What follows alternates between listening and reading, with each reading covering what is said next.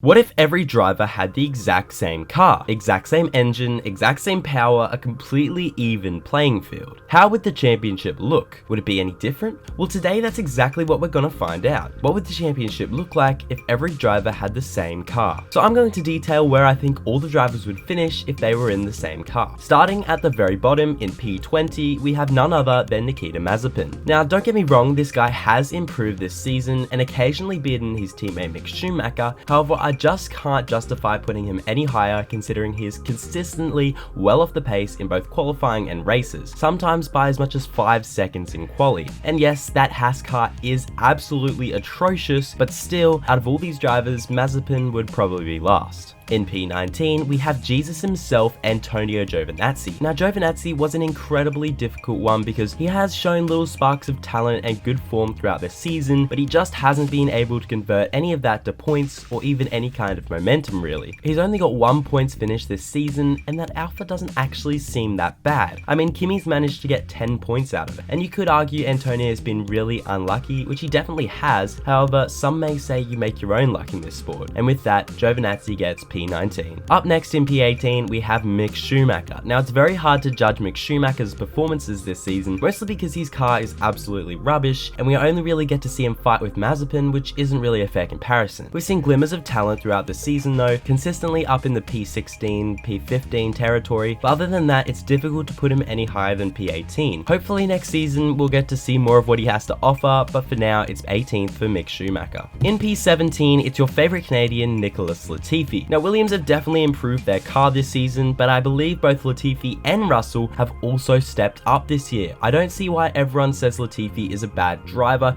and I think he is quite decent actually, and shows a good baseline of where the car is. And with 2 points finishes this season compared to 0 the year before, it shows that Latifi is improving as a driver and is good enough for 17th place. In P16, we have Yuki Tsunoda. Yes, this guy is a rookie, and I definitely think he's getting better, but he just seems a little too eager at the moment. Lacking composure and experience definitely hinders his performances at AlphaTauri. With time and hard work, I think Tsunoda could 100% become a top driver in the future, but at the moment, I don't think he's better than P16 on this grid. In P15, it's Lance Stroll. Stroll is one of those drivers that when he has his day, he's unstoppable, but most of the time, he's just kinda there. He usually finishes just in or just outside the points and hasn't really done much this season. We've seen that Aston Martin is capable of podiums, granted specific circumstances, but nothing too crazy like in Baku. End of the day, Stroll, especially this season, hasn't really done anything that would merit a higher place, and for that reason, he's P15. Up next in 14th is Kimi Räikkönen. Kimi has actually done remarkably well in his final F1 season, dragging the Alfa Romeo into the points on multiple occasions this season. I definitely think that Alfa's better than last season, but it's still not great by any means, so consistently being around the back end of the points is pretty impressive. It's also Kimi Räikkönen we're talking about, and if every driver had the same car, he'd no doubt be tough competition, but this is also an extremely talented grid, so for Kimi, it's P14. In 13th place, Esteban Ocon, Mr. Grand Prix winner. Now, Ocon has had some very good performances this season, and of course, his win, but if we look at it, and I do have a whole video analyzing Ocon's win, we come to the conclusion that it was 90% luck and Alonso's defending. Nevertheless, he's shown, especially this season, good consistency,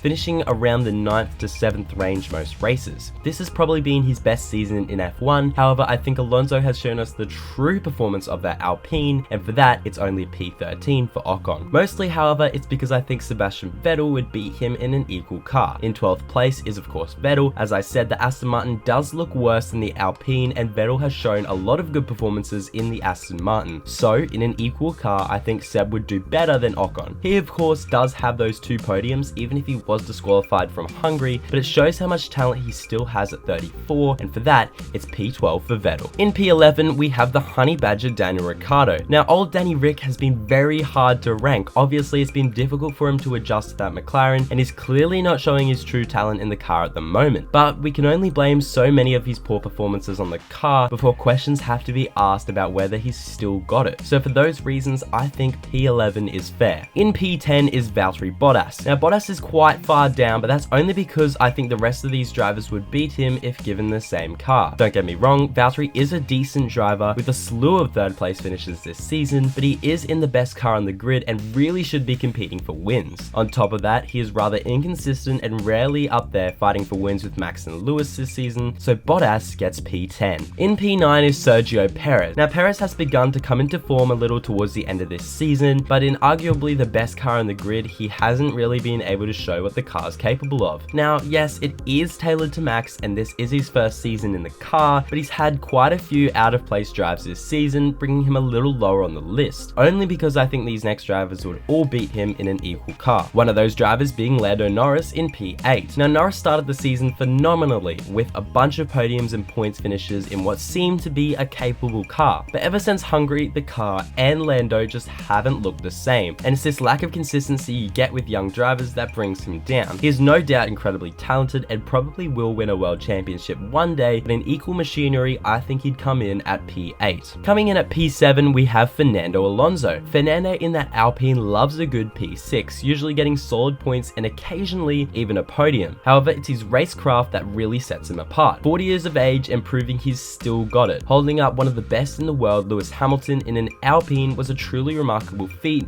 and is why Alonso gets P7. Into the top 6 now, and I think it's only fair that this spot goes to Pierre Gasly. He's been carrying AlphaTauri all season long and has been fairly consistent, usually around P6 but occasionally sneaking up to P5, P4 and even a podium in Baku. Pretty good for a Red Bull B team, so that's P6 for Pierre Gasly. Up next in P5 it's Charles Leclerc. Now it's been very hard to split the two Ferrari drivers. Both have been exceptional for the Italian team and are the reason they're going to finish third in this season's constructors. The reason I went for Charles in P5 is because he's only had the one podium in Britain, but he's been incredibly consistent all season long. In P4 is of course Carlos Sainz. Once again, very hard to split with Leclerc. This is his first season with Ferrari, so he's had to adjust. Worked very hard in the simulator to be ready to race straight away, and they're pretty much equal on points, which is incredible for Sainz. He also has 2 more podiums than Leclerc this season, and he's also been very consistent. In P3 is Mr. George Russell. Now this is very high for Russell, but this season we've seen some incredible stuff from him. P2 in Belgium in a Williams is incredible. Yes, it was wet, but that is still so impressive in a very underpowered car. We've seen him race for Mercedes, and he probably would have won if it wasn't for the team and the puncture, so if he was in an equal car to everyone else, chances are he'd do pretty well. We'll see how good he actually is next season, but for now he gets P3 here. Now on P2 is Lewis Hamilton. So I'll put Hamilton behind Max for a few reasons. Obviously it is very tight between them. Both are such elite drivers and Hamilton has so much experience, but in this case I think it actually hinders him. The reason Max is in front of Lewis is because if those two are on track fighting each other, Max is never ever going to yield. He's either going to make Hamilton back off or crash. That's just the way he races and is part of what makes him so good. Hamilton, however, with his experience will almost always back off to avoid a collision. So if we have these two on track battling it out, I think Max is always going to come out on top, and that's why I have Lewis P2 and Max Verstappen P1. So there it is. It was fun to imagine where everyone would finish if they had the same car. If you enjoyed this content and want to see more, consider subscribing and give the video a like. How would you rank the drivers? Let me know with a comment down below. Other than that, I'll see you all in the next video.